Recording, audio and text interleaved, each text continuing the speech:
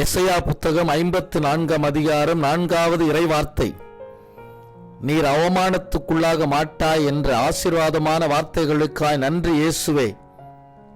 உமது மக்களின் இழிநிலையை கருணையோடு கண்ணோக்குவீராக. சாதியின் பெயரால், தொழிலின் பெயரால், பொருளாதார ஏற்றத்தாழ்வுகளால் அவமானங்களை எதிர்கொண்டு சமுதாயத்தின் விளிம்பு நிலையில் திக்கற்றவர்களாய் இருக்கும் மக்களின் துயரினை துடைத்திடுவீராக.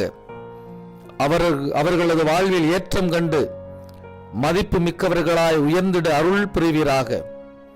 கடைநிலையில் வசிக்கும் மக்கள் நிறைய ஆசிரை பெற்று மகிழ்ச்சியை காண பண்ணுவீராக.